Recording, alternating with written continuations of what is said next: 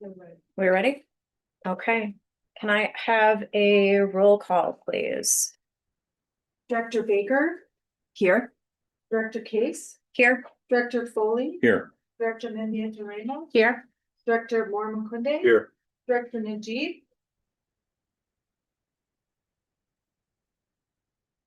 He's Director mute. Najib, can you hear us?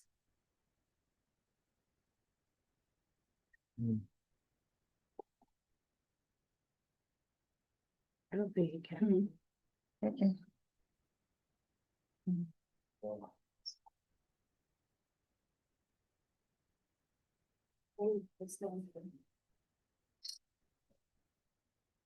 Jacob, can you hear us?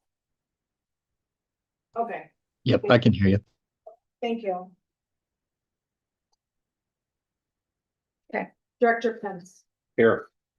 Are we in compliance with the open meetings law? Yes, we are in compliance. Thank you. Okay, comments from the public. Board policy A0107 states that no person may speak more than once to an issue or for a period longer than 5 minutes, except upon the consent of the majority of the board. No more than 3 people may be heard to one side of an issue, except upon the consent of a majority of the district board. We do not have more than 3 people signed up for any topic, so we are good there. I want to remind the public that negative public comments identifying specific personnel via name or position are not appropriate for presentation to the board in public session.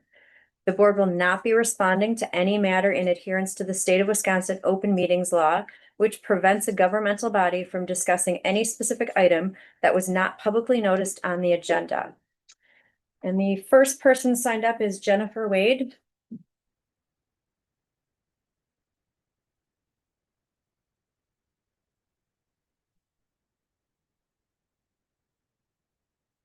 Hey again. Hi. I have to read off this because I didn't have a printer, so. No. Good evening, members of the board and everyone else. My name is Jenny Wade, and I've proudly served this district for over 14 years, most recently as a librarian for the past 6 months.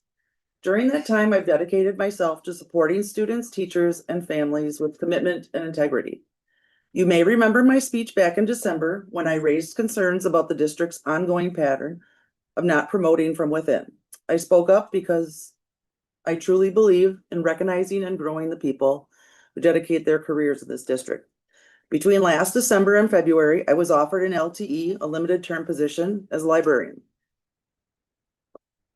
Someone's got that going on, sorry. Term position as librarian. At the time, many colleagues expressed relief and happiness that I'd finally received the promotion I had long sought. There was genuine optimism that I would soon become the permanent librarian at West Campus. After 14 years of dedication, it finally felt like my work and loyalty were being recognized. For that initial LTE promotion, I passed both parts of the interview and was praised for how well I did. Yet when it came time to fill the position permanently, I didn't even get past the first round of the interviews. Everyone who knew my record and had seen my performance was completely shocked. That abrupt change in outcome coming right after I spoke up about promotions to the board raises serious questions about fairness and motive. During this time, I also requested to return to my old position, which had remained vacant the entire time I served as librarian. That vacancy left my former team short-staffed for months, and staff repeatedly expressed frustration about the strain it caused and the negative impact it had on students who deserved full support. Unfortunately, the people who made those decisions, the ones that left our schools struggling, sit in this room tonight. Not long after I raised those concerns and making that request, I lost my position entirely.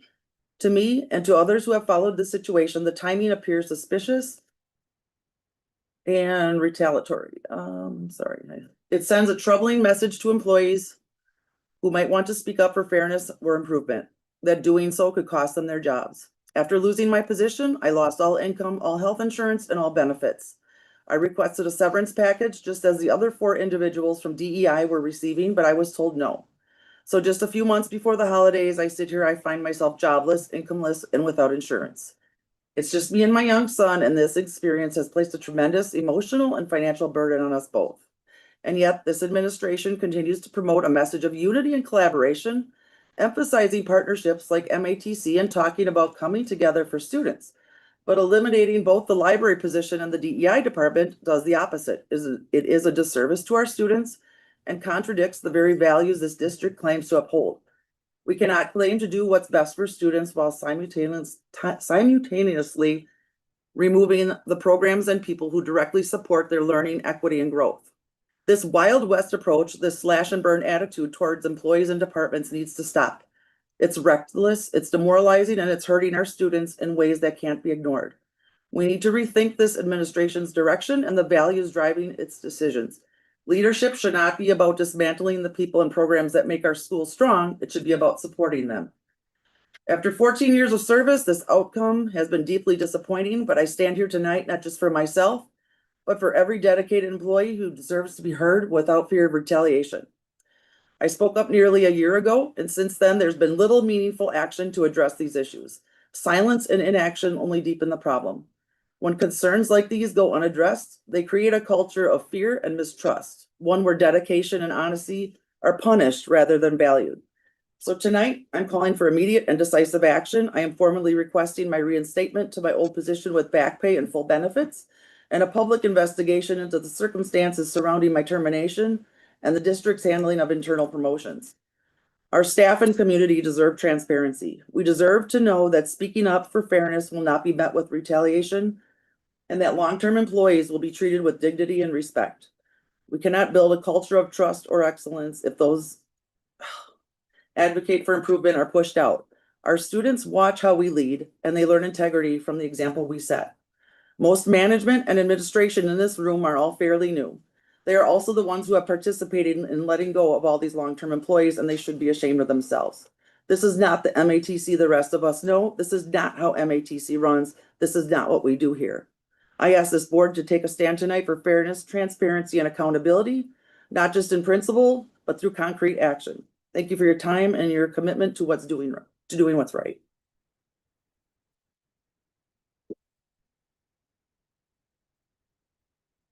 Okay, we have three speakers on the closing of the multicultural offices. The first one is Melanie Leva.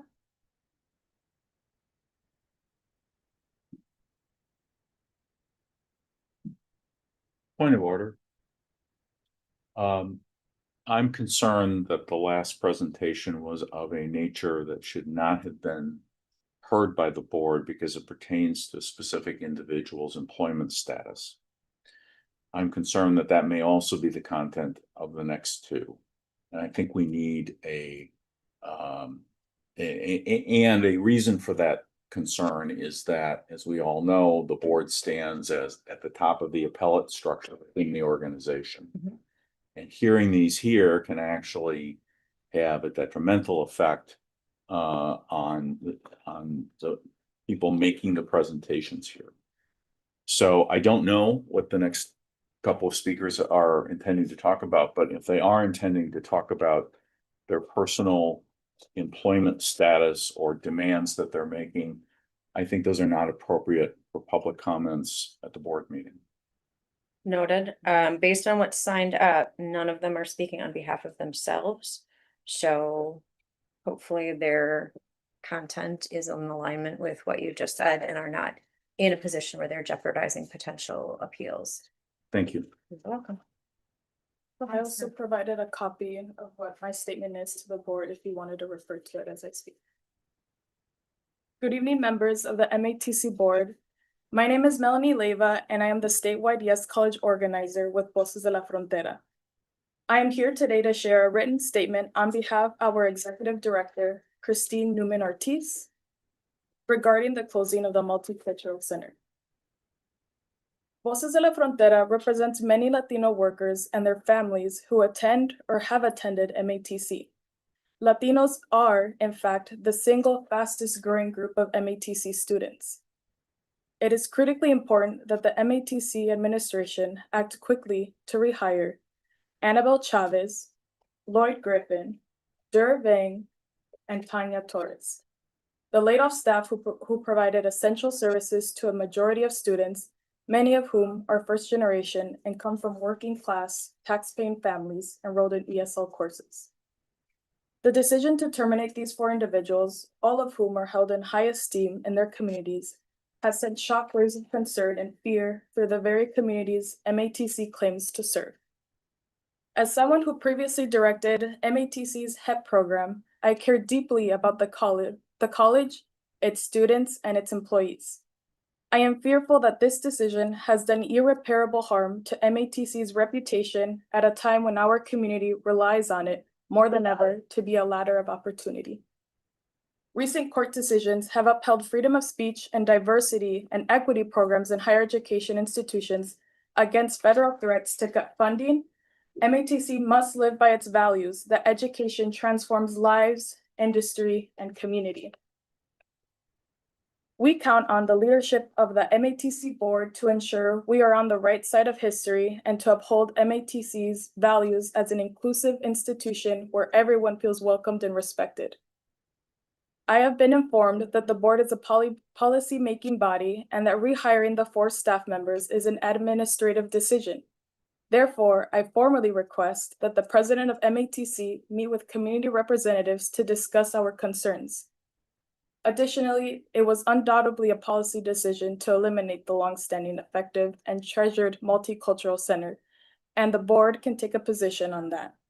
We urge MATC to stand up for Latino, Black, Indigenous, Asian, and LGBTQIA+ students who rely on these services and support. There is no basis for removing these successful programs other than capitulating to prejudice at a time of escalating attacks on our communities and our democratic rights. We call on the MATC president to work with community organizations, staff, and unions, and for the board to reinstate these employees so they can continue delivering critical services to students of color and LGBTQIA+ students. This request aligns with MATC's stated values of empowerment, inclusion, innovation, integrity, and respect. Thank you. Thank you.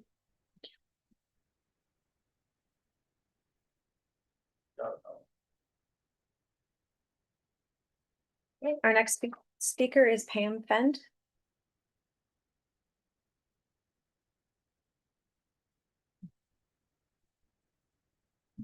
Good afternoon, Chair Case and members of the board. Thank you for allowing us to speak today. My name is Pam Fent. I'm the president of the Milwaukee Area Labor Council, and I'm appearing here today on behalf of the Labor Council and the Multicultural Coalition to Reclaim MATC. We originally gathered under the name Restore the Four, and we are a network of community organizations and concerned individuals. Now, we understand from the communication that you sent today that we will not discuss individual personnel issues. But as a labor organization, we are deeply concerned about the termination of 4 employees of color from MATC in August. As members of this, of the greater Milwaukee community, we remain united on this issue. This is the 3rd board meeting where the discussion of services to students and staff of color is being brought forward by the community. The solutions being offered don't seem to acknowledge the efforts accomplished to serve multicultural students at MATC, nor is the harm by taking them away being acknowledged. This coalition does not agree that the proposed services to replace the Multicultural Center will adequately serve the needs of the student body, and so we are calling on the board to reconsider the decision to close it and to consider a decision to reopen it. Thank you very much. Thank you. And the 14 organizations that make up the coalition are listed on the letter that you all received. Thank you. Thank you. Our final speaker is William.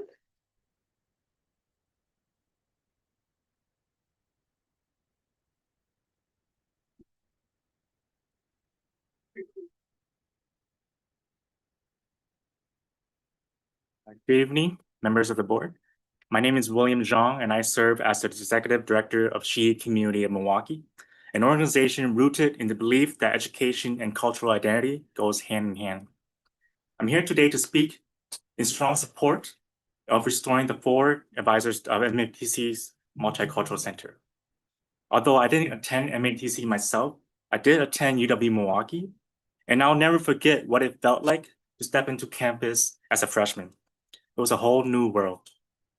I had an advisor for my major, yes, but the place where I truly felt seen, heard, and understood was the Multicultural Center. It was there that I found the courage to open up, to ask questions I didn't know I was allowed to ask, to dream bigger than I thought possible. It wasn't just about academics. It was about belonging. Being surrounded by people who shared my culture, my experiences, and my hopes all made all the differences. It helped me grow not just as a student, but as a person. That's why I'm deeply concerned about the decision to remove the 4 advisors of MATC's Multicultural Center. These individuals weren't just staffs. They were anchors for students navigating unfamiliar waters. They were mentors, advocates, and cultural guides. Their absence leaves a void that cannot be filled by general advising alone. We cannot afford to treat equity as optional. We cannot afford to send the message that cultural support is expendable. MATC has long been a beacon of access and inclusion, but these values must be reflected in your staffing, your services, and your decisions. Restoring the 4 is not just about compliance, it's about compassion. It's about standing up for the students who need you most. It's about ensuring that every student, regardless of background, has a place they feel where they belong. So tonight, I ask that you do what is right. Restore the 4, reaffirm your commitment to equity, and let every student know that MATC is a place where they are not just educated, but embraced. Thank you. Thank you.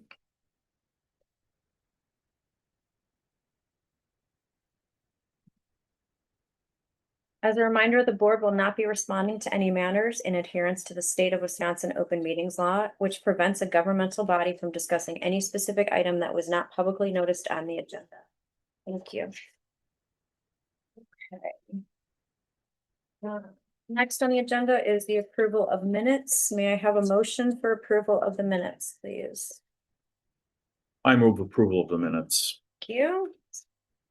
Second. Thank you. Any discussion on the minutes? Madam Chair, Yes, go ahead. thank you. So section 3A, attachment 3A on the first page under item 2. Okay. There's just some typos there. Mr. Richard Tremarello, the executive officer with the Milwaukee Area Labor Council, spoke about the Multicultural Center and the need for it. So I just wanted to make that highlight, make that Thank you. amendment. Okay, any other comments or questions? Okay, with that, all in favor of approving the minutes? Aye. Aye. Against? Aye. I'm abstaining, I wasn't here. Okay, not a problem. Dr. Najib, can you hear us now? Yes, and now I hear Okay. you. Perfect, just checking. Okay, next on the agenda is the approval of the consent agenda items. May I have a motion for approval of the consent agenda item? I'll move approval. Thank you, I second. thank you. Okay, any comments or discussion on any of the consent agenda items? Go ahead, Dr. Baker. So I have 2. One, I really appreciated the very in-depth information on our hub program and the procurement or the construction report. That is always useful, and especially in these times, I appreciate seeing that. The other thing, though, I have a question in procurement. Just because we're approving a faculty compensation study. And although I was not on the board at that time, I've heard a lot about, didn't we just do a compensation study like about 6 years ago? And so I don't know if somebody can just help me dissect, is this something different or an update? More in depth. It's more in depth. So do you want to go ahead? or- So I wasn't here either when it happened, but I think it happened in 2019 that it was approved, but it was only for non-faculty positions. So we didn't dive into the faculty. I see. For full-time faculty, so now we're doing that. It did part-time though. We just did part-time recently, but that wasn't a part of the formal comp study that was done in 2019. That was just the college. And so now we're bringing a firm back in to do the market dive into industry and disciplines for each faculty position. So clarification, this doesn't change any of what the board had approved previously. It is just continuation It's of the fulfilling it, work. Yeah, Okay, moving the market base. perfect. Thank you so much. Any other comments or Well, questions? Go And ahead. I, just while we're on there, because I Yeah. know this is something we have talked about some in the past, the board will see that information The as outcome- that study is done. I don't know. That'd be great. Yeah. I know, because sometimes we've had conversations because like our faculty will be comparing them to UWM faculty, which I can't take an engineering instructor and compare them to an English instructor, or something. It's the whole thing of trying to compare people to the industry that they're in, that sort of thing. And so I think seeing those comparisons will help us as a board understand what's going on. Thanks. So just one slight clarification on that. I don't know that we necessarily need to see every single Thank you. wage band or career band, but more so kind of the overall differentiation and the value that was provided by this study. Definitely. Yeah, thank you, thank you. Anyone else?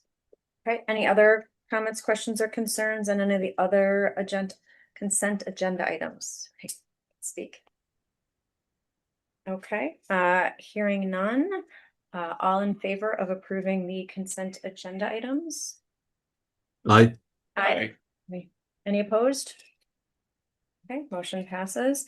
Our next item is the resolution authorizing the sale of 1.5 million general obligation promissory notes. Do I have a motion? I move approval of resolution F 378 10 You have a second? Second. You, Director Cons? Aye. Hi, good afternoon, everyone. So tonight we'll be talking about the 2025-26 financing. So since I was here last month, we had the Fed rate cut, which occurred in mid-September. We had the sale, and then since then, there's been talk of another rate cut that will likely happen tomorrow. The expectation is that there will be a cut tomorrow. The expectation also is that there will be another cut by the end of the year in December. 2026 is really the question mark right now of what the Fed is going to do, going into 26 and thereafter. There's been a lot of discussion of that, and since our last meeting, the thought is maybe they aren't going to do as many rate cuts in 2026 as anticipated. So what I'm going to present tonight, the interest rate actually, even though we've had rate cuts, has gone up a little bit since last month. So it's kind of an interesting dynamic, and intuitively you kind of would think, well, why when rates continue to go down? It's because a lot of what is expected is baked into the interest rates at the time. So if there's any indication of less rate cuts in the future, that has an immediate impact today, and so forth, and changes the buyer's demand for municipal bonds when we go out to the market. So that's kind of the kind of layout why interest rates kind of move up and down based on what the expectations are in the market and foreseeable future. So if we go to page 2 of the presentation, we received 5 bids this morning with an interest rate of 2.82% by Huntington Securities, which was the low bid. Put it in kind of context, we received a 2.27% interest rate last month. So there was some movement going up. And again, a lot of it has to do with what's going to happen into the future and baking in those potential rate cuts, and what, if we do the rate cuts now, is that going to have some type of impact in 2026 on inflation in the economy, et cetera, going forward. So it's kind of right back in line with the rates we were receiving in July and August. So if we think about it there, it's pretty much right in line with that time frame. So page 3 of the presentation. So general obligation promissory notes 25-26 each. The amount $1,500,000, dated November 13th of 2025. and maturities June 1, 2027 to 2030. First interest being June 1, 2026 is non-callable, and we received the AA1 bond credit rating, so affirming that rating. And the low interest rate was 2.82%. Going to page 4, this is the long-term financing illustration. So we've kind of been working our way through the different financing. In the orange there is the financing we're talking about today. And then in the right side of the page, we continue to hit the projections as planned when I'm working with Eva and Paul and the team over there in the long-term planning. The last few pages is the rating report, the update. Really nothing's changed from last month other than updating the amount of financing debt outstanding. So any questions in this one? Okay, sounds like there is none. I believe we need a roll call. Director Foley, Aye. Mindy. Aye. Marla. Aye. Director Najib, Aye. Director Pence, Aye. Director Baker, Aye. Director Case. Aye. Okay, motion passes. Next is the resolution authorizing the issuance of 1.5 million general obligation promissory notes, series 2025-2026 F of Milwaukee Area Technical College. Do I have a motion? I move approval of resolution F 379 10 Second. Thank you. Any questions on that? Comments, concerns, anything? Okay. Go ahead. Director Mindy Ramos, Aye. Director Marla Kunde. Aye. Director Najib, Aye. Director Pence, Aye. Director Baker, Aye. Director Foley, Aye. Director Case. Aye. Motion passes. Thank you. Thank you so much. Next on the agenda is resolution to establish the 2025-2026 tax levy. May I have a motion? Boom. Thank you. Second. Thank you. Hi. Hello. Good evening, Madam Chair and Directors, President Cruz and guests. So this is the month of the year we are required to ask the board to approve our tax levy, which helps to fund our current fiscal year 25-26. Brief presentation, I think, should have been provided to you. If not, it will be. But if we get on the first page here, just some administrative things. This needs to be done before October 31st. So here at the end of the week, and we'll get all of this, hopefully with your approval, forwarded on to the state. This tax is levied to property owners within our district. Usually our increase is limited to aggregate new construction within the district. And this helps to fund our general operating budget as well as the debt service budget for the current year. Just a quick note on this. So when you approved our budget for this current year in the spring, in May and June, we had an estimate of the tax levy, and because we didn't have all of the valuations yet, those valuations are provided to our staff by WTCS through the state for our taxing district, and then there's required computation that we go through, which is all relatively perfunctory. Working with WTCS, we provided all that to the system, and they've approved our computations. Moving on to the next slide, just wanted to remind you of our taxing district. It's not only all of Milwaukee County, it's the tan portion on the map. So most of Ozaukee County, a little bit into the southeast corner of Washington County. And there's a very slim portion over there on the very easternmost part of Waukesha County. So this is where we levy the tax. On to the next slide.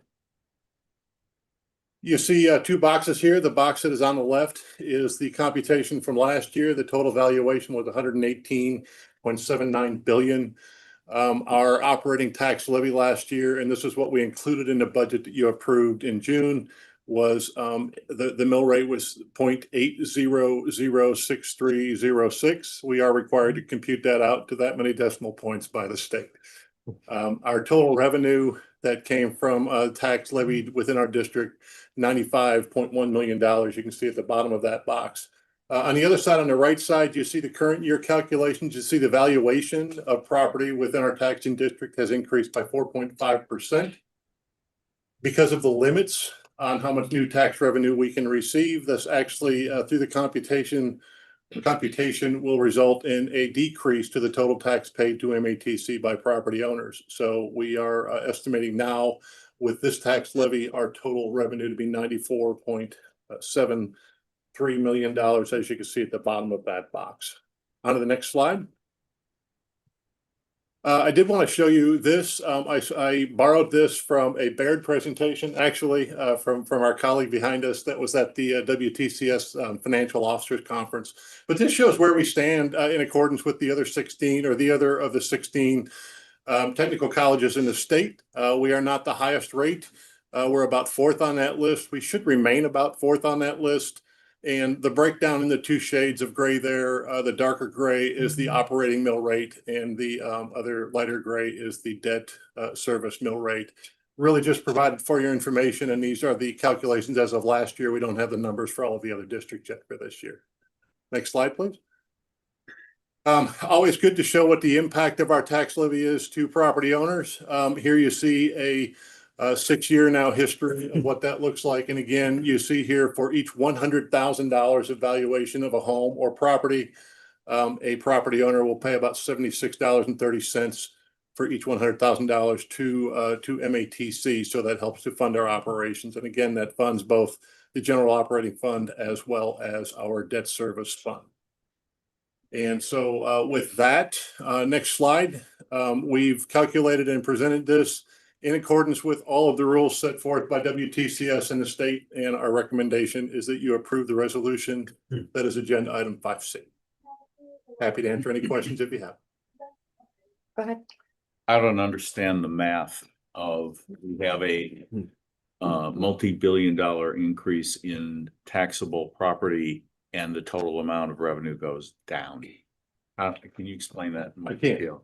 Yes, Act 12, which was approved by the legislature in the last biennial cycle, actually transferred part of our property tax to be state aid. So last year there was right about $1 million that we received in state aid. And just through an error in the legislative process, the legislation wasn't completed in time for them to reduce our tax rate in last year. So that is being done in this year. As part of the legislative approved reductions to property taxes across the state. It doesn't mean we're actually getting penalized this year. What it means is we received about an extra $1 million in state aid last year. That was not offset by a reduction in the property tax. Aside from that computation, it's about a $900,000 difference, which is pretty much in line with what we budget from year to year based on the new construction. Okay, I still don't understand it all, but we don't need to do it here. Maybe you can spend 5 minutes with me another time. And We'll put together an email and send it out to try to clarify that. thank you. Go ahead. I mean, it's essentially a cap on revenue. Or that specific revenue because of what we get elsewhere. Yes, that's is that correct? Does that help? Maybe. Okay. Try my best. Yes, Act 12 was meant to reduce property taxes in all municipalities by turning that into state aid, specifically for the technical colleges. I shouldn't say all municipalities, but I'll provide some further explanation too. Thank you. So does that mean we get more in state aid when it goes down on this side? So we get the same Yes, total? it should have been offsetting. However, last year we received the plus up in state aid and did not receive the offsetting reduction in the tax levy that we could exercise.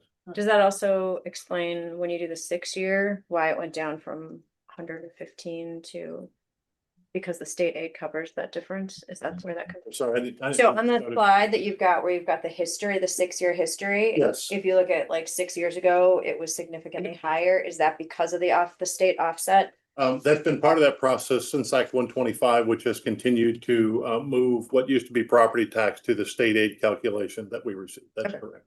That is correct. Did you have a question? Yeah. Go ahead. Thank you, Madam Chair. I won't ask about your perspectives on Act 12. However, this slide here, our total revenue to MATC in fiscal year 2025, how much of that $95 million, 95.1 is coming from Milwaukee County, and do we know how much of it is coming from the other counties? I am certain that we can get that information. I am just as certain I do not have that in front of me tonight. Okay, great. That is Thank a you. really good I'd like to have. Thank you. Dr. Najib? Yeah, not, we don't get tax levy from every county. So how do we determine which county MATC can get tax levy?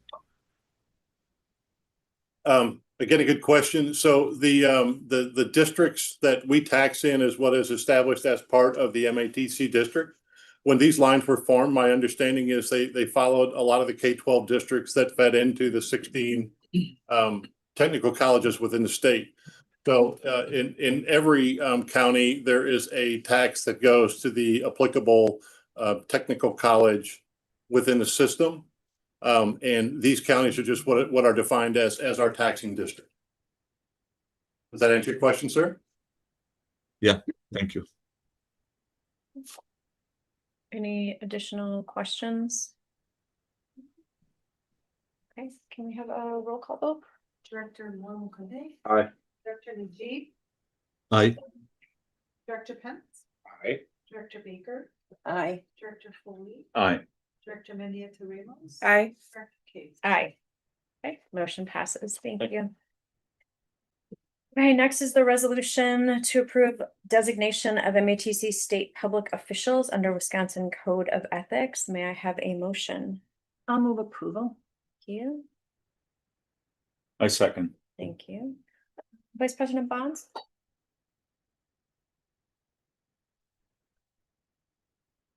Good evening. So this resolution is to approve the executive leadership team members, those roles as public officials under the Wisconsin Code of Ethics. Are there any questions, comments, concerns? Okay. Thank you. All those in favor? Aye. Any opposed? Okay, motion passes. All right, now we have policy approval. So do I have a motion for services of outside legal counsel policy? I move approval. Thank you. Second. Thank you. I believe, we received both a red line and a old copy of it. Does anybody have questions? Go ahead. Just a comment. Thank you for providing us with the red line. It does make it much easier just to see what the changes are.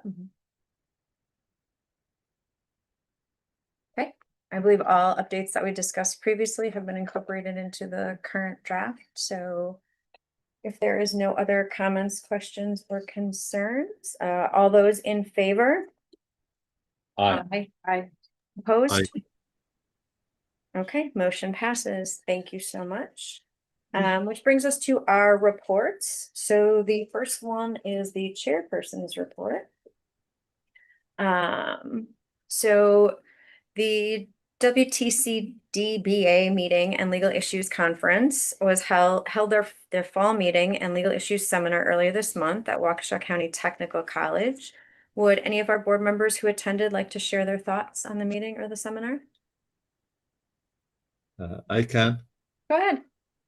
Yeah, although many issues we are familiar with it on the board, but really there's some issues we're not, and really it's good for everyone to attend and let's get those points. So I'm going to mention just a few examples.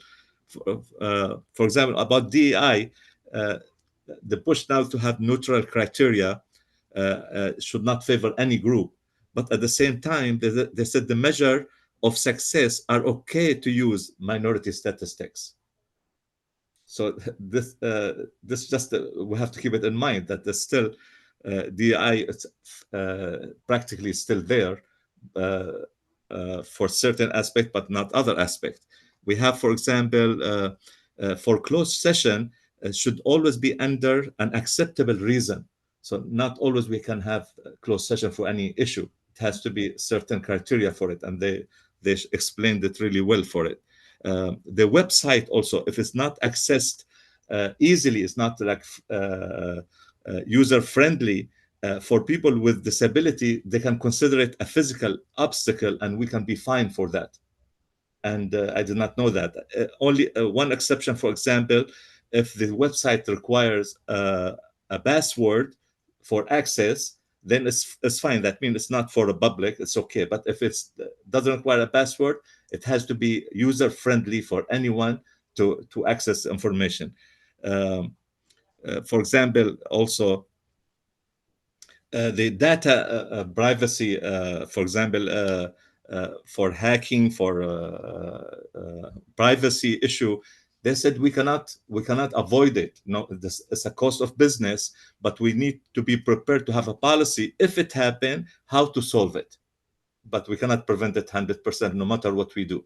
So all these things like that, really, if it gives me a perspective when we deal with issues, we know really how to approach it better than not knowing these issues. And there's more, but I don't want to spend more time right now. Thank you. I'm glad that it was a good session. Yeah. Anyone else? Go ahead. Yeah, I also found the legal issues seminar really useful. If any of the board members would like to see the presentations, also they are available. I have a link so you can see, I mean, it's a bunch of attorney who were actually relatively interesting. Saying this while looking at- Shocking. I'll have to speak with them about that. Stop the I madness. think we get this hard for that. Did don't they appear human? Yes, made some jokes. I mean, really, but anyway, so the presentations from the sessions are all available and I can send them to staff and Yeah. then you can send them Yeah. out to everybody. I made a couple of notes for us, just that I'll check with Dr. Cruz to make sure we have X or Y or something, but mostly it was really good for us, especially the overview on what things are there on the horizon for us, the ones that we're very aware of, and some that I wasn't quite as aware of. So it was very helpful. Thank you.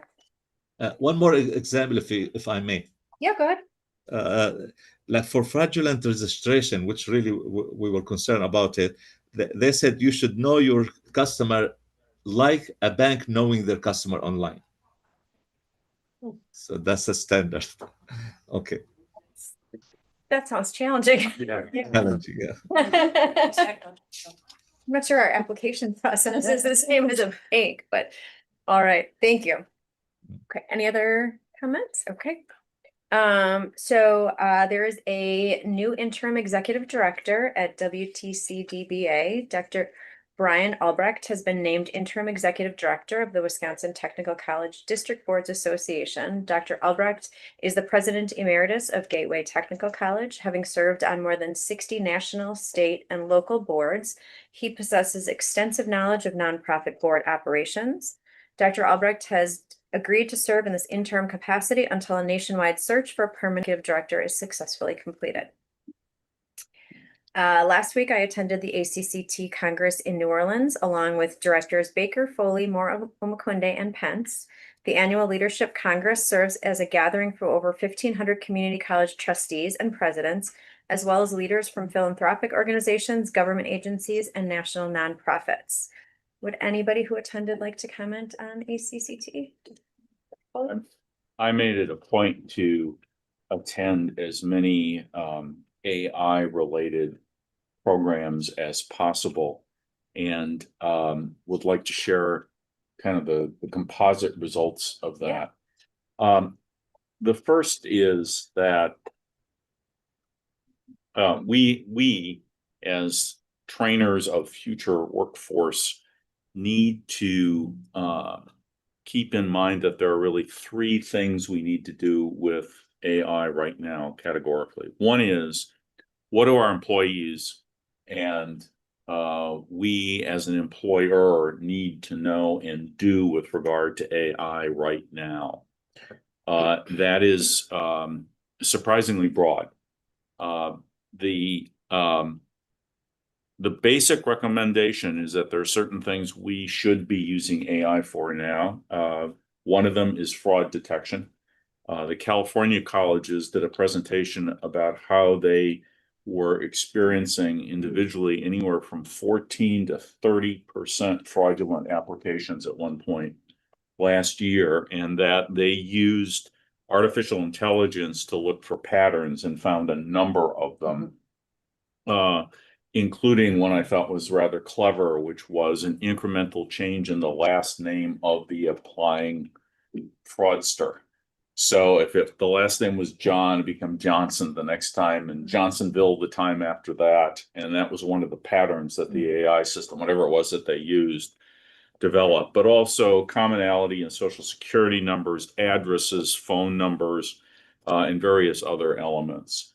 I don't know if we're capable of doing that now or doing it now, but I think it's something we clearly should look at, but also other back office operations. So we have from time to time had difficulty scheduling classes and faculty as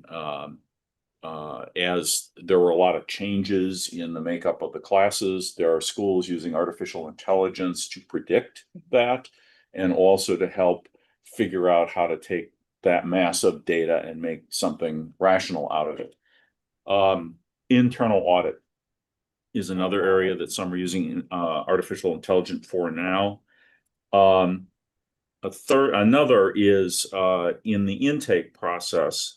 Some of the colleges recognize something we've talked about here, which is that when you're talking about students coming from a particular background, a particular community, they may not have a broad understanding of what kinds of occupations are available to them on the backside of going through the college.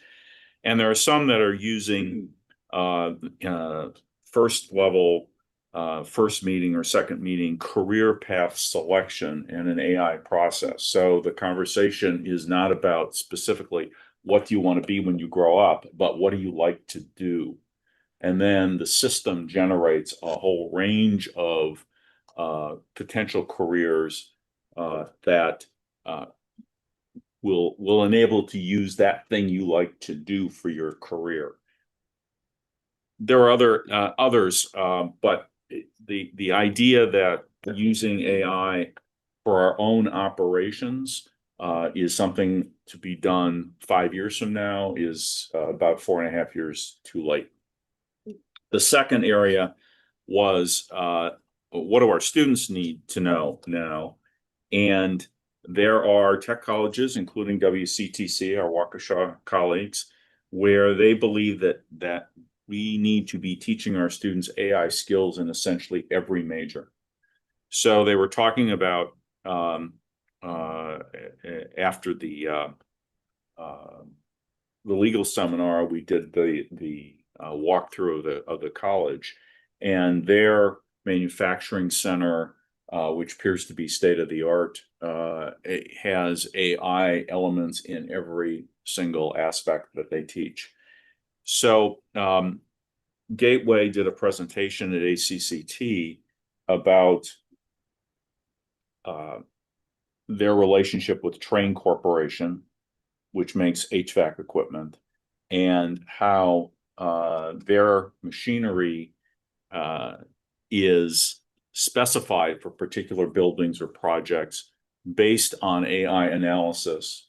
And that they showed a chart which had about 1,000 lines on it of possible outcomes of using different projected energy usage by different parts of a building. And then one blue line at the bottom that showed what greatest efficiency could be achieved. And that line was derived not by people, but by the AI system they were using. So I think we need to look at things like teaching people how to write prompts for AI, teaching people how to assess what comes back from the prompt, critical thinking and reading skills, how to analyze the results. Someone mentioned that there is a tool for faculty that allows them to use an AI bot to examine papers that were submitted to determine what percentage of the papers were created by an AI bot. Maybe we need an auditor that's AI to no. Another is identifying things that are happening in individual students' lives that suggest there may be a problem with completion. So missed classes, lower grade on an interim test of some sort, absence from childcare that was scheduled, anything that suggests that the student wasn't there, isn't doing as well as they could, should, or have been, automatically generates a call from a person to find out what's going on and to see if there's something they can help. It reminded me of what we try to do with the Chakota funds. They don't have separate funding for it, but again, it's another idea. The third category is what's coming 5 years or more down the road. And I got bad news. Google just laid off 10,000 people. Oracle just laid off 14,000 people. Train just laid off 10,000 people. Amazon, forgot what the number was, 30,000 people this morning. And all of these entities, except Amazon, were participating in one or more of the presentations at ACCT. And they said, well, don't worry about it because we're also creating new jobs. And Train, because they're in Wisconsin, struck me as particularly indicative of what we may be facing. They laid off 10,000 people, and they're very proud of the fact that they hired 4,000 of them back for higher order jobs. But that's only 40%. And they said those jobs that they came back for probably will be being done by AI within 5 years. So we're looking at major disruptions. And I raised the question in one of the sessions as to whether this meant we should be looking at whether we have to downsize our colleges rather than expanding them. And there were a handful of people there that said they are looking at that because of the combination of declining demographics, people coming directly out of high school, and just the lack of jobs. So we're going to have to figure out more directly, more comprehensively what jobs we can train people for. Thank you. Go ahead, Dr. Prince. I stuck to more of the workforce development, apprenticeship, dual enrollment areas. And I am on the other side of this. I'm going to raise the flag on the trades as for a few expletives about the trades right now. I'm very there's just not a lot of people going into the trades. I was, like I mentioned, with networking with some electrical contractors. Their average age is 58 plus. They are going to lose 40% of their workforce, and then we're talking about building AI farms.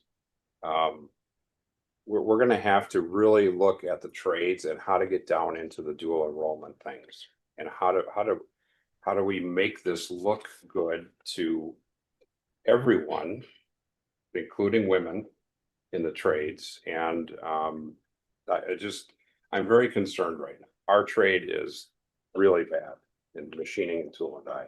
It's just, there's nobody out there. We're not getting a lot of people that want to do it. The electrical contractors tell me that they hire 10 to get 2 that work out at the end.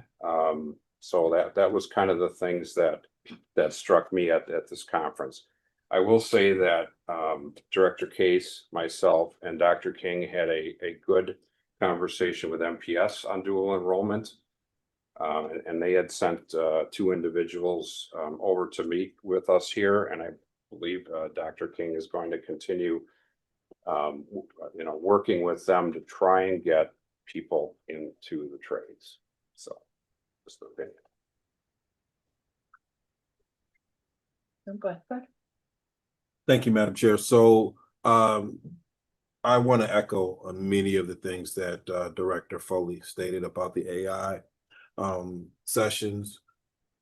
It seemed to be a very large commercial for AI. There were a lot of the companies, they were speaking at the larger general meetings. They have their own sessions.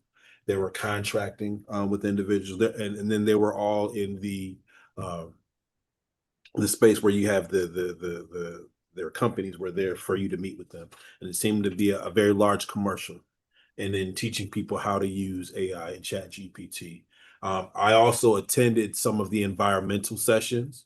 And what wasn't brought up was the environmental impacts of AI and data centers, et cetera. And I found that lack of presence there glaring for me.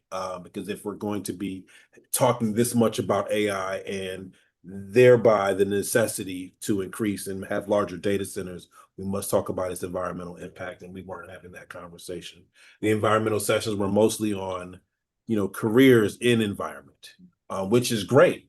And I mean, my first meetings here, we had a great presentation on that. However, that particular part of the conversation was missing, and I was disturbed by that. I also want to say it was great. I had never been to New Orleans before, and it was great to be in that city. And I wanted to go to different conferences, but given the political makeup of the state legislature, being gone on a Wednesday and Thursday in the past few years has not been a good thing. I could not have been gone and then certain things happened and my presence was not there.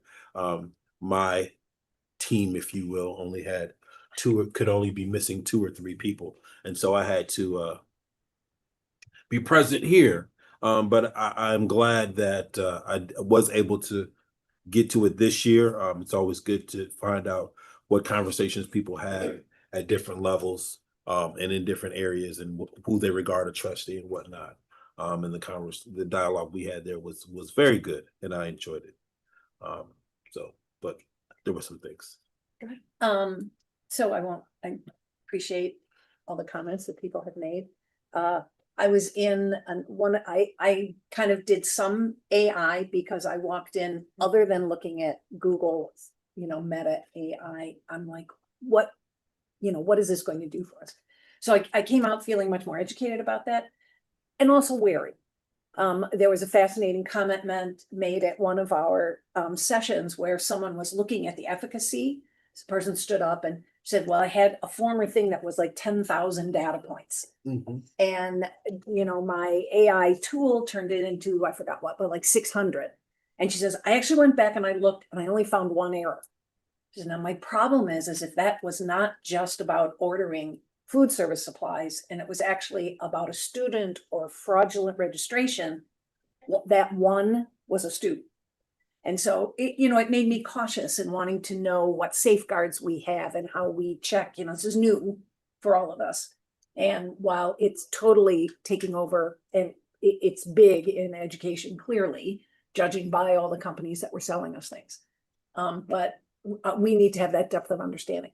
The other thing, though, I spent a bunch of time on legislative stuff. I went to a number of those workshops, and I know we're going to have a legislative report later, and so I won't go into a lot of depth on it, except for one that I just really struck me that I didn't know as much about, and that was accreditation. That there has been an executive order changing that the federal government wants to be changing accreditation. They want to not only change the process and the content of what we currently are doing with accreditation, but they want to set up new accreditation bodies. And there will be new things we will be obligated to sign on to or not do. And accreditation is what gives us the ability for our students to get Pell Grants. So I see a very rocky terrain in front of us that could be pretty uncomfortable with this. And I went to a fascinating workshop that was taught by the former Undersecretary of Education for Higher Ed. It was like frightening. And I also enjoyed New Orleans. It was very nice to have a number of our colleagues there. We don't always get a chance to do that. I think it's when we're able to do that and get a lot out of a meeting like this, that's a great thing.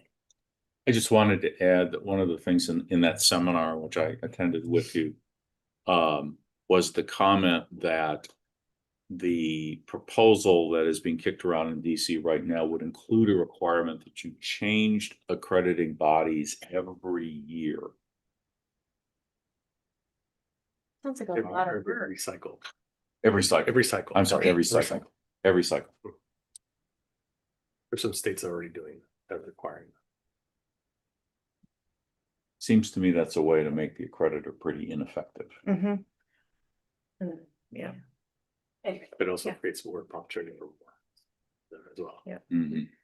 So I just want to connect comments from Director Foley and Director Pence related to the trades. Obviously, something that I'm have passion around. What's interesting is some of the and I didn't attend as many AI sessions at ACTT, but one of the things that is hot topic in HR is what are roles evolving into. And one of the interesting ones is exactly the critical thinking, right? Because even in the trades, it's less around just doing the basics because the machines can do those now. So it's that next level order of things. And so it's shifting the way that they actually work in some of the trades, like electricians, for example, right? The machines will tell you this is exactly what's wrong. The AI can tell you that. But when it can't solve that, it's that next level of troubleshooting, that next level of knowledge that the electricians need to have, and that will differentiate from that 10 down to 2 is those two that can continue that like higher level critical thinking, problem solving skills and add value above and beyond. And there's a lot of talk in HR around what roles are evolving into some of that versus that kind of more basic, I don't mean it insulting, but the more basic skills that are taught as the foundation, and it's kind of skipping to that next level. So it's interesting as we think about continuing the content for our trade. So it'll be interesting to see as our groups and as our our industry groups give us feedback on that. How quickly we can shift. All right, any other comments? Yeah. Oh, go ahead. I attended one lecture about AI ethics in the WTCS conference. Just I would like to mention three points about the AI ethics. That you cannot copyright your work if you use AI significantly. That's one. Makes sense. Second thing, when you're using AI, you can tell AI, do not use my data to train your AI. Otherwise, they've been automatically using you and saving your data and training itself on it.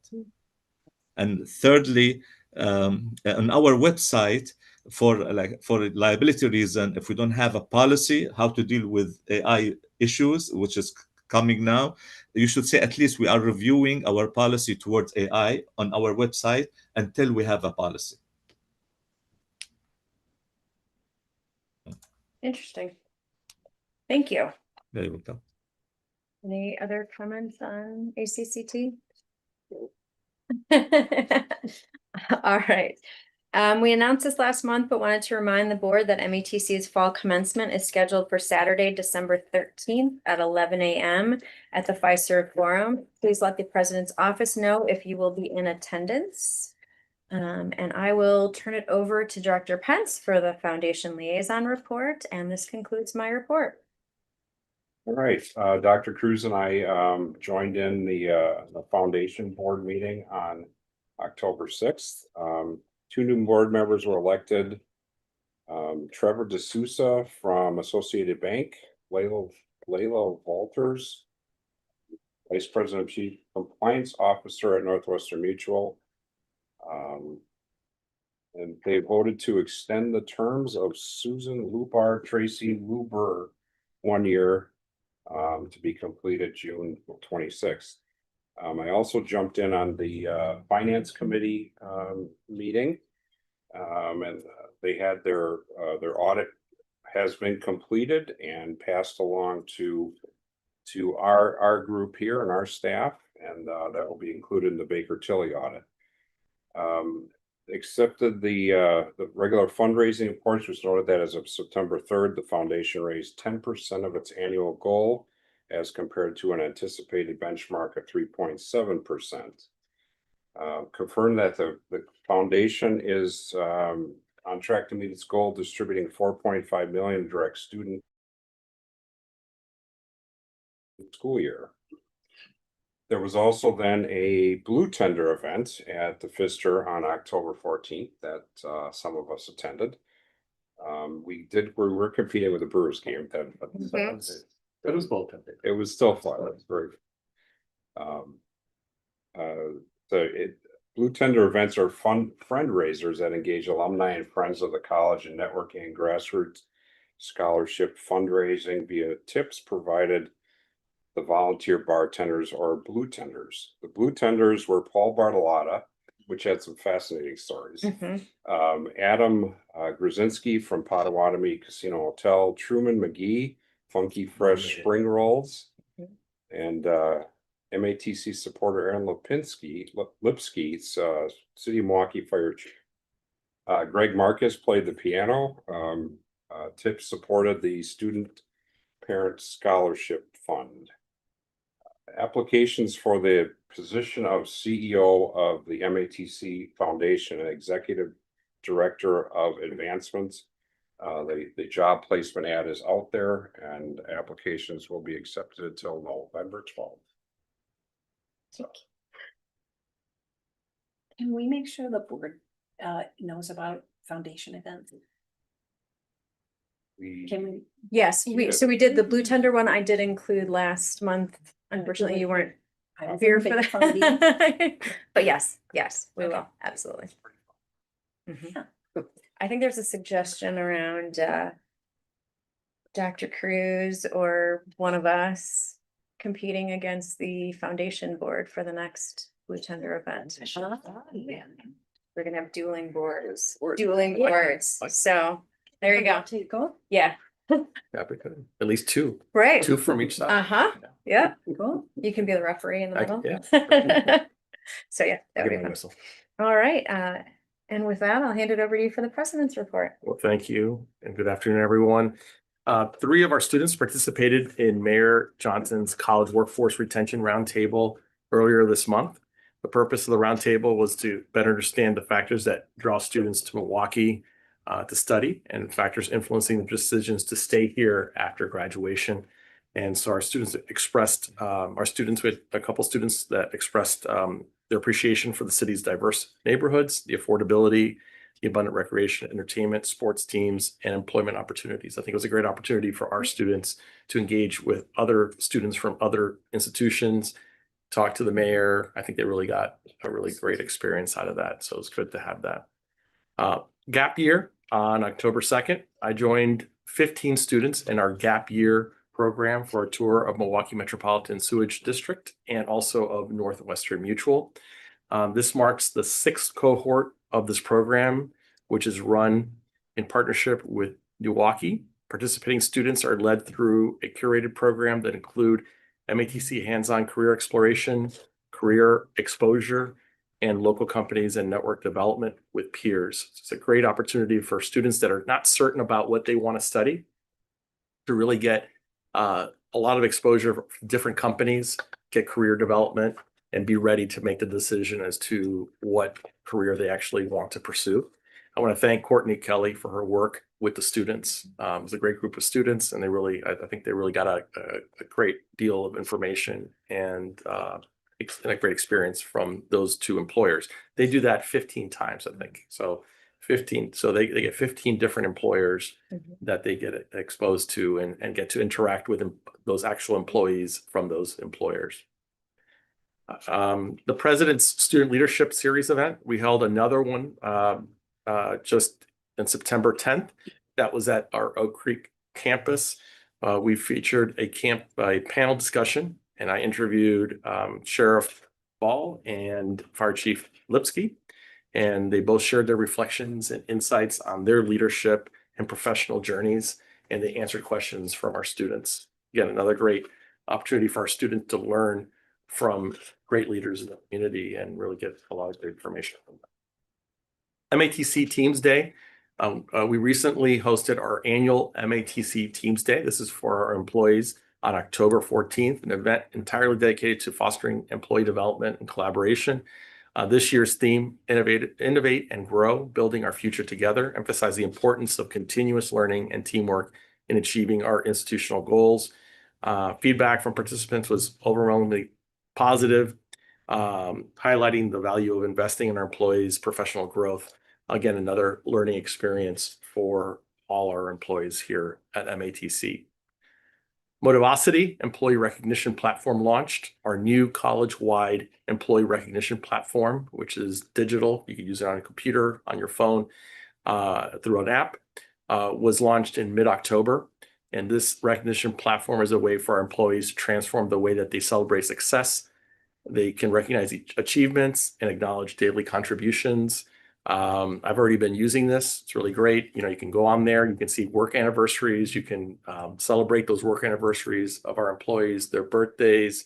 And you could also just, if you feel like you want to give a shout out to somebody using Motivosity, it's very easy to use. It's a great app right on your phone, and very effective way of sharing, and encouraging others with what they're doing here at the college. So that's something that we're using for all our employees. Trying to increase, obviously, always trying to increase the number of participants that are using the app. Voice of the College Live, our Voice of the College Live event that continues, and we had one on October 15th. All employees were invited to join the work groups and propose solutions for challenges identified in the most recent student satisfaction inventory. And so that's an inventory that's done every couple of years, and gives us a sense of what students feel and experience as students here at the college. It could run the gamut of what they, in the classroom, outside the classroom, the entire student experience. And we were able to get employees from across the college at each of our campuses. This is simulcast across campuses to get feedback from our employees as to how we can address the issues that students have brought to our attention. Breaking the Silence in observance of Breast Cancer Awareness Month, I welcomed attendees at the Breaking the Silence panel discussion hosted by our Healthcare Pathway and Office of Public Health. Approximately 150 MATC students, faculty, staff, and community members attended. Several women in attendance shared their personal journeys of battling and surviving cancer, and valuable information was exchanged by many survivors and family members impacted by the disease. And I think it was a great event because you really heard the stories from individuals that have been directly impacted by cancer, that are now cancer survivors. And we also had some vendors that also participated that were able to give information to those who came to the event. The Heavy Metal Tour continues. And this morning I went and I attended the Heavy Metal Tour at Oak Creek campus. We had about 150 students from 8 area high schools that were in attendance learning about careers in manufacturing. And the event was sponsored in part by All Within My Hands, a nonprofit established by the members and management of the rock band Metallica.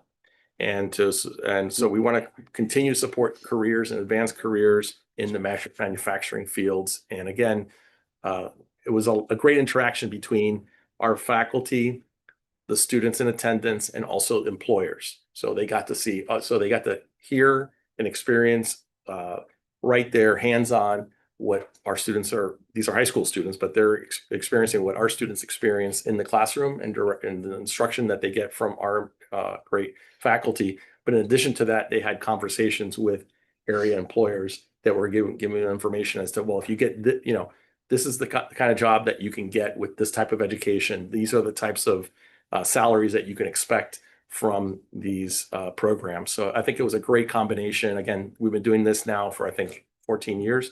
It continues to be a great program, and we always get between 120 and 150 students from area high schools that participate in the Heavy Metal Tour. 2026 proposed county budget. The proposed 2026 Milwaukee County budget includes eliminating 6 bus routes, modifying 5 others, and increasing fares. I'm going to have a meeting later this week with a county representative from Transit to talk about how those cuts may affect our students. We know that many of our students depend on bus transportation in order to get here and back to home, and also get to their jobs and whatever else they use the transportation for. And we're trying to also kind of figure out what that impact is for our students. So number one, what the impact is and what these cuts may be, and try to have a very thoughtful conversation with the county and making sure that they understand the importance of bus transportation for our students at MATC. So that'll be happening in a couple days. On a great note, as of October 20th, our fall 2026 FTE enrollment stands at 4,432, which is 102% of our goal for this term. And so it's 2%, above our goal. But remember, we're stretching our goal when it comes to our FTEs. So it represents actually a 7% increase over where we were last year at this very same time. So that's very positive, continued enrollment, and I want to thank everyone that, obviously all our employees that are dedicated in making sure that we are increasing enrollment and increasing opportunities for our students across our service area. So with that being said, that concludes my report. Thank you. Thank you so much. And next we have the legislative update. Colin Ramey.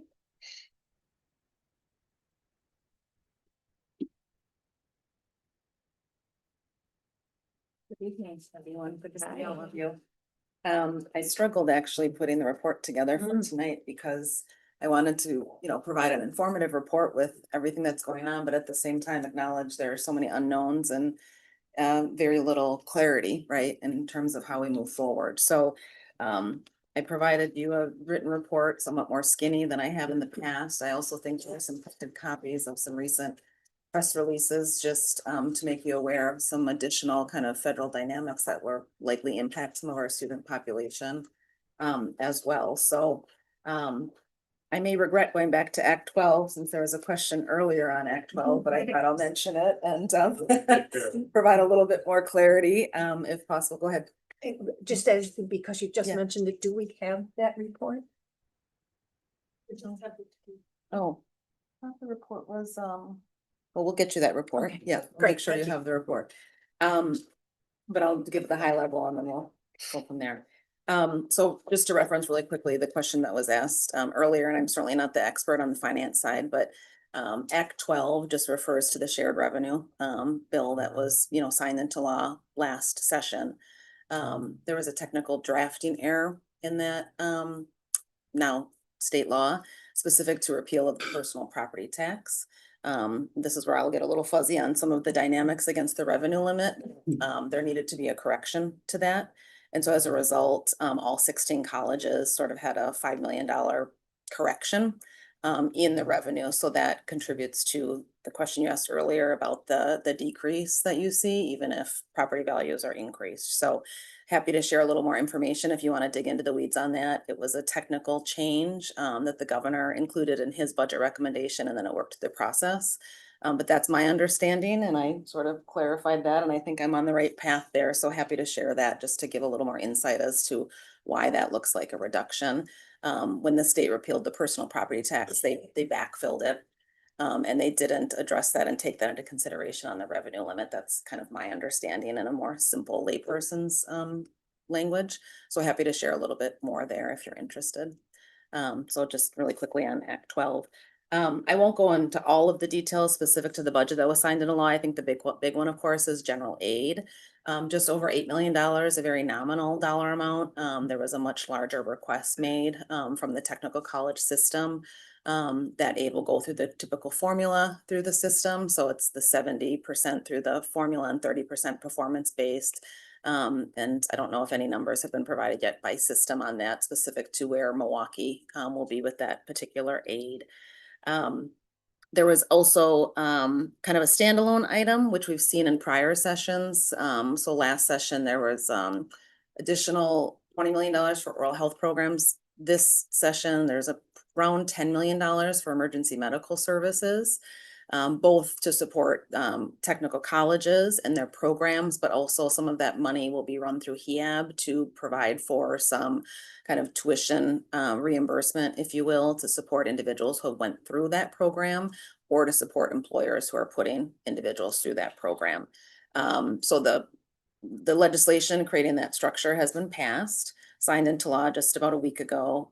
Dollars have been earmarked. It's going to take a little bit of time for those dollars to be, sent through the process through the technical college system. But I would expect that MATC will receive some funding specific to that particular earmark used for emergency medical services programming across the state. So stay tuned on that specific to the budget. We've seen this in a number of sessions now where there's been an investment in sort of siloed programs, if you will, which I think on one hand is a good thing, right? If there's a demonstrated need, but on the other hand, there's been a very nominal investment in general aid. So we'll kind of see how that moves forward. I think that will be an important aspect of advocacy. To kind of look at how everything kind of plays together, you know, investing in those high need areas, but also making sure that there's adequate general aid infused into the system as well. I do briefly want to mention dual enrollment as a separate item, not specific to the budget, just because it came up. I did not include it in the written report, just because the bill was circulating at the time, but there is a bill draft to sort of prop up dual enrollment. It's a rather lengthy bill. I can share that. It's just been recently introduced. As I understand, I do believe the technical college system was kind of aware of that process, working toward it. It sounds very positive, you know, creating a council, kind of putting some legs on it, making sure that, you know, DWD, technical college system, and others are really working together to promote those silos. So I can share that as a follow-up, as a trailer item for all of you to take a look at. Now that the bill's been officially introduced just a few days ago, it's been referred to committee, so it's going to be a timing thing.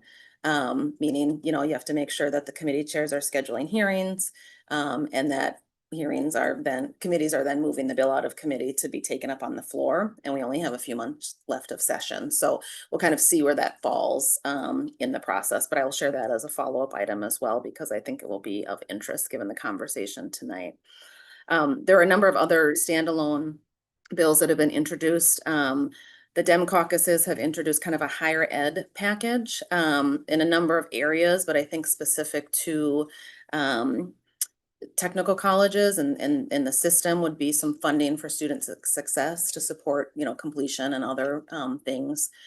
So again, bill draft not yet introduced, but, you know, something that's going to be talked about over the next couple of months in terms of how to ensure that, you know, we're supporting higher education and, you know, students in the programs. There are also a number of bills targeted at for-profit colleges, some of the predatory practices that we've seen. So there are 3 or 4 areas in that space. I don't have all of the language in front of me, but just really quickly, you know, it would help to allow for students to pursue lawsuits in certain instances. It would look at colleges that are having a high level of enrollment of students, you know, in the, I think 80% is the threshold. If, you know, 80% of the student body is using federal, you know, Pell, for example, there's some limits there. Student protection fees, you know, requiring the for-profit colleges to put more money. This is something new I learned about student protection fees that are required of colleges through the Department of Safety and Professional Services to also kind of increase those fees to provide some protections there, and also reporting of statistics specific to veterans. So again, not yet introduced. I don't believe they were introduced. I checked this morning. They've circulated as bill drafts. And I would expect that, you know, individuals, elected officials will be communicating on these bills over the next few months. Unlikely to pass in the current environment, but just, you know, to make sure that you're aware that they're out there. And then I also would like to go back to, on the federal side, what should be at your chairs, station, I was going to say stations, but chairs, 2 press releases I mentioned. This kind of goes along with impacts that are outside of our everyday control, right? Whether that be transit, but SNAP, you know, we've seen a lot of headlines with the food share program and SNAP. We've seen a lot of headlines, of course, with ACA, you know, premiums in the marketplace. So I wanted to share some of the press that's going on. I think we all know, like, SNAP is, you know, going to be done in a couple of days. And right now there's not a backup plan to fund that program. And the state is heavily reliant on federal funding for SNAP. So I think for our college to know that that's likely to, you know, impact a number of our students and our student population. So I'm not telling you anything you don't already know, but wanted to share just some of the communications that are happening specific to SNAP.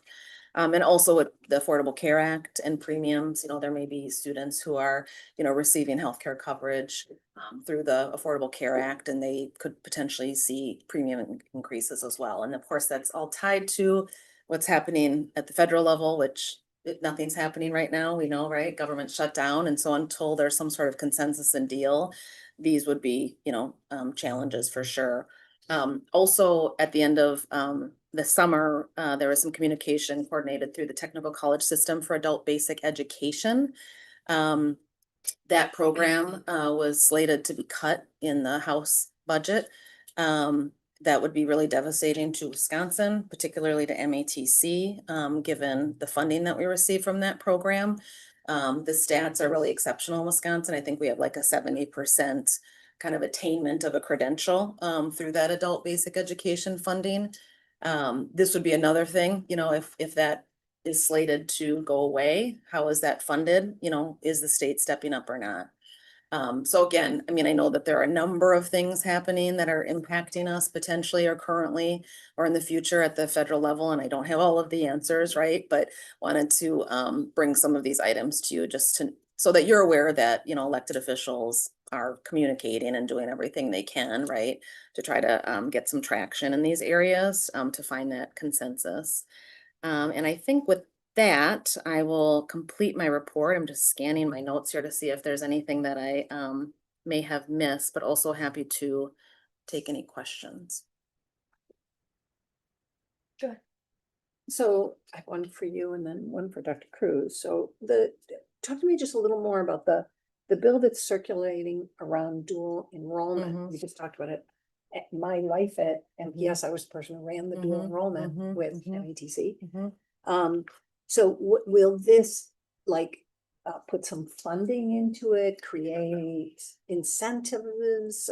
I need to look at the language again. I'll share the bill so it can be distributed. And I don't know if there's been internal conversations at the system level, but right now it's a framework right? It's a framework. And this it's a council really, it's not really, there's nothing, but it's just that they're putting more attention. Yeah. Giving more attention to it, and this council will be able to study more and look more into what the needs are, but I don't think there's any funding. Right. The funding would come through the state budget. I mean, Okay. it doesn't have to come through the state budget I process, right? I mean, the legislature can pass an appropriation at any time in the current process, but I think if we're able to see a bill that is, you know, passed to create some structure to the program, makes it easier to advocate for funding, you know, when you come through the next budget cycle. But I'll share that bill draft and we'll distribute it to the Right, committee. because so they can take a there look. aren't real, I mean, over the course of years, we eliminated a lot of the barriers that used to prevent more seamless dual enrollment. There used to be, you know, a number of things. So, you know, we don't need that. We don't need like a change in regulations or anything like that because it all kind of exists. So the only other thing is if somehow we can incentivize it. Yeah. And like you say, I guess pay more attention to it. And the bill has, I think there's some language on transfer credits and other things specific to UW. So it's a kind of a robust bill. Okay. The bill number, it's Senate Bill 591 and Assembly Bill 582. It was just introduced and referred to committee, but I'll share that so Thanks. that you can take a look Appreciate at it.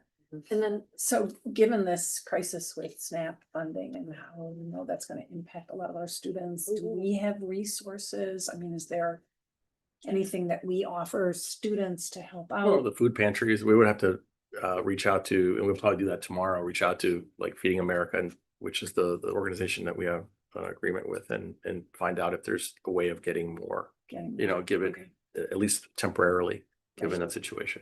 Right. Okay, thank you. And I will also talk to the foundation to see if there's any other, you know, any funds that could also be used as emergency funds. Sure. For food. Thank you.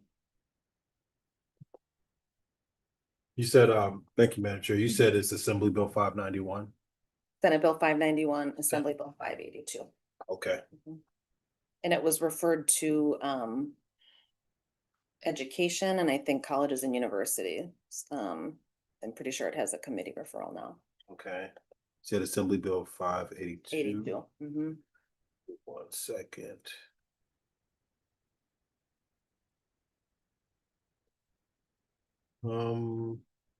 Okay, that answers my question.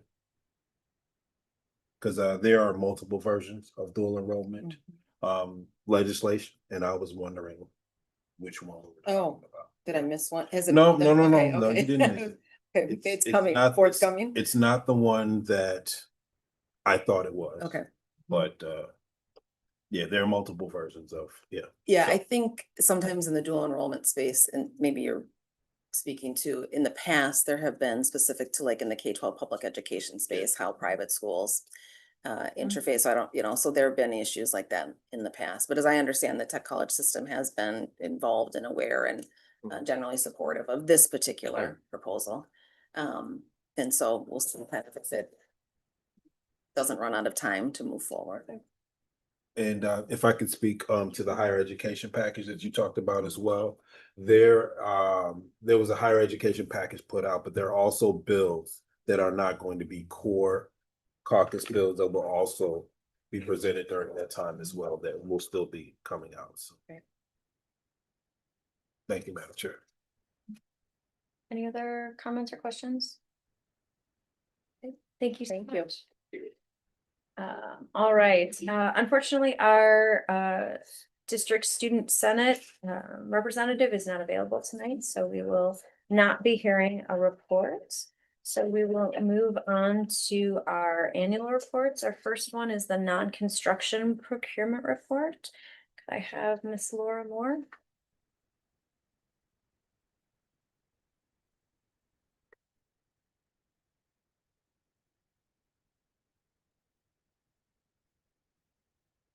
Me?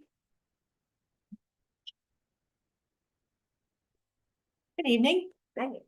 I had provided a written report as well as a taped report for you. And going over the required WTCS review of our purchases over the last fiscal year to see if there are any other cost savings that I could find. And I listed 2 areas, mostly in travel, that I felt that we could find something. And then I also included our review of hub spend with all of our vendors. So I'm here to see if you have any questions for me. Are there any questions? You have something on your mind? You look like you almost have a question. I always have something on my mind. But no, I don't have. Okay. Thank you for noticing though. Okay. All All right. Thank you. Thank you so much. All right, next we have the construction services report. And can I have Mr. Chris Johnson?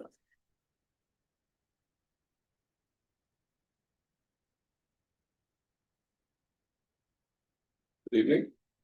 Good evening. Here to answer any questions about the construction specific portion of that procurement report. These are the projects that fall under the $18 million lending bill. So as you can see, we're at about 27% for the last fiscal year, which is right in line with where we've been the last few years.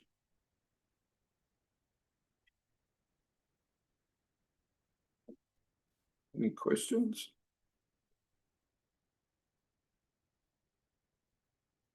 Madam Chair, Go ahead. I may have some later at another time. Sure. I'm free to reach out. You bet. Okay, great, thanks. Any other questions? Comments? Not seeing any from directors online or in the room. I think we're good. Thank you so much.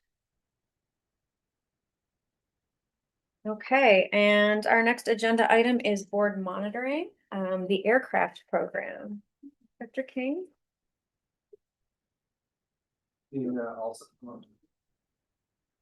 are we going to start with the video? Yeah, so we have a video that we produced and then the opportunity for you guys to ask us some questions if need be, and shares a little lower than I thought. We'll drop it. Yep. Just for you. There you go. And I think we'll go to the video. Every time you fly, every package delivered by air, every critical mission flown, it all relies on the unsung heroes of the sky, aviation maintenance technicians.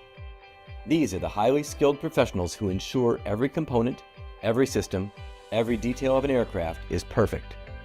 They're the guardians of the sky, responsible for safety, efficiency, and the seamless operation of global air travel. In an industry that never stops, the demand for qualified aviation maintenance technicians is soaring.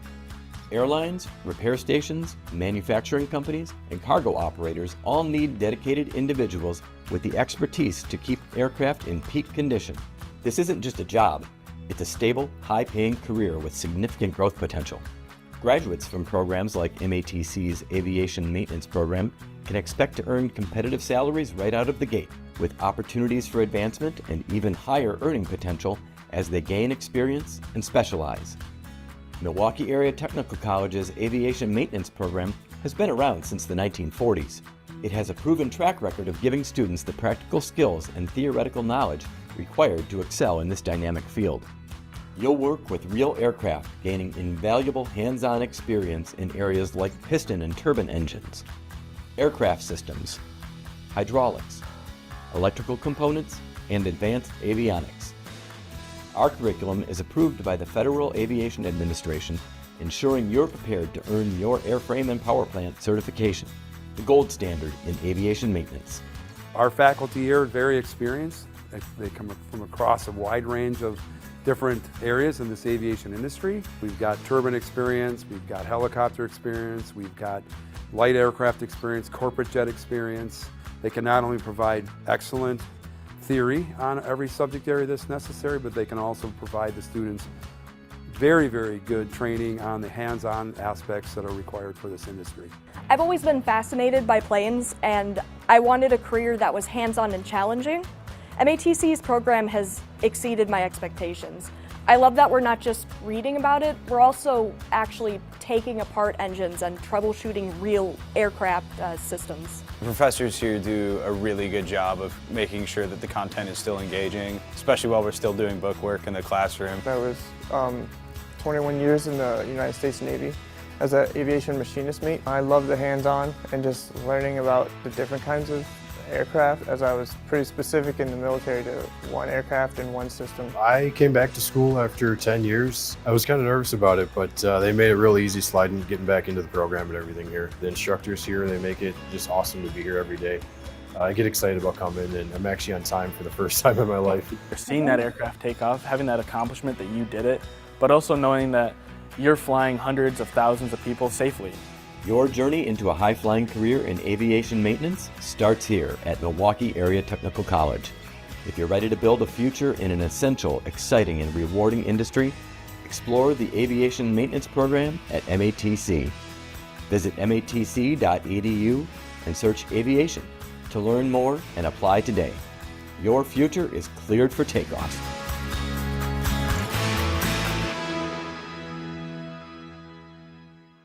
Very well done. Thank you. And I would just offer, it was a pleasure. This came up as a topic, interesting enough. Thank you, VP, for reminding us. You approved a plane or the potential purchase for a plane. And so we had this question about, well, what are we doing at our site? And so Paul, myself, and Dean Alsop all went out to the site. It's a pretty fantastic place, as you saw from the video. But I think most for us was the opportunity that continues to exist for our students, with a demand for the students in the field, but also students on wait list. And so I'll leave the rest of all that either commentary to Becky or any questions that I'm sure she can respond. Go ahead, sure. I'm interested in the wait list comment. Can you tell me how many students we have? What's our capacity and who are our competitors? Sure. We take about 32 new students each year. The wait list is currently at 38. I would be very excited. In fact, my friend who just reported on construction will be getting a new request for me in this cycle that's just beginning to expand that to be able to add a cohort. We think we can do it easily and inexpensively by insulating and heating the auxiliary hangar and adding a mobile classroom. So it would expand the space that's there with not a huge additional investment. So we hope to expand to be able to take the needs, because as you've seen, it's exciting and it pays very well. And our advisory committee members are really good about connecting students to additional scholarships. The student of today isn't always applying for them like they did in my day. We applied for everything. Now we have to encourage them to apply. But when they do, there's some very exciting specialty scholarships that they can get at manufacturers, which really boost up their earning potential quickly. Competitors, don't think. do we have competitors in that particular? In this field, there are two in the state, MATC and Fox Valley. There is in Northern Illinois, another college. We have a good relationship with Fox Valley. They're as full as we are, and I believe there's one other program about to start somewhere in the state, and I apologize, I've forgotten which college. At another tech college? Yes. They sent the exploratory letter at any rate. Whether they follow through, I don't know. Thank you. Other questions? Any other questions? Field trip. Go ahead. I was there years ago. It is like a very cool, you know, it's at the airport, Mhm. kind of at the southern edge of the airport. Yeah, totally a cool place. And I would add to, having worked alongside Director Johnson on construction, I'm not going to give estimates, but I do know when we walked through and looked, compared to some of what we spend, Becky's comments about what's possible is achievable. Like that's an achievable solution for us in terms of the other kinds of expenses we have. And certainly would be weatherproof, like yep, okay. We looked at that as wow, it's cold here, and so can we do it? And that we're assured that we can. So it does present an exciting opportunity, especially when we have students on a wait list that are very interested in a program. The only other thing I was going to comment on, it was interesting. I talked to one of the students. It wasn't the one on today, but a different. And he had a similar background in that one of the students on the video was former military. And it's interesting these days that even though with such tremendous experience, they still have to go through a program because they're so specialized. And so our broad-based program makes them much more employable, which is why they're going through our programs. They come out very experienced, but our program enhances that experience as well. It does. And I have to give credit to Tim Evans from our marketing and communication department who produced that video in about 2 weeks. So high Good five job. to Tim. He did a great job. Yeah. Excellent. Any other questions? Wonderful. Thank you so much. Okay, with that, we are on to new business. Do we have any new business? All right. Future events, November 24th, 2025 is the MATC District Board meeting at 4 p.m. in this very room. Just make sure the one's on Monday. Yes, I can. That is a Monday, not a Tuesday. So. Thank you. Yes. Thank you, Beth. All right. Do we have a motion for? I do. I move that the district board convene into closed session pursuant section 19.51C of the Wisconsin statute to discuss item 11A, presidential evaluation instrument. The board may reconvene into open session to take action on matters discussed in closed session under item 11A if necessary. You have a second? A second. Thank you. Can I have a roll call? Director Najib. Aye. Sorry. Director Pets. Aye. Director Baker. Aye. Director Foley. Aye. Director Lydia Ramos. Aye. Director Moore Funday. Aye. And Director Taylor. Aye. All right, motion passes. We will move into closed session. Do we want to take a break? 10 minutes, 15? Perfect. 10. 10? 10. 10? All right, let's convene back at 5:55.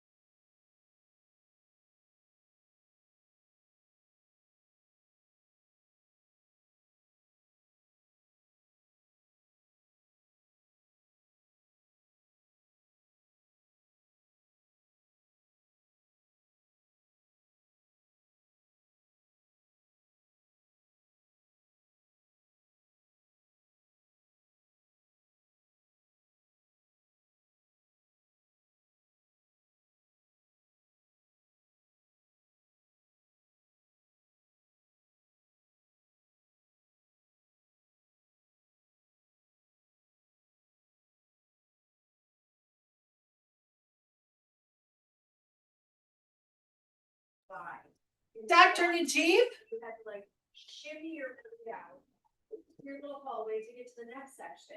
And then all of a sudden you're up to, and I was like, He might not be back yet. It's probably on break. Yeah, he's like, they're taking one, I need one too.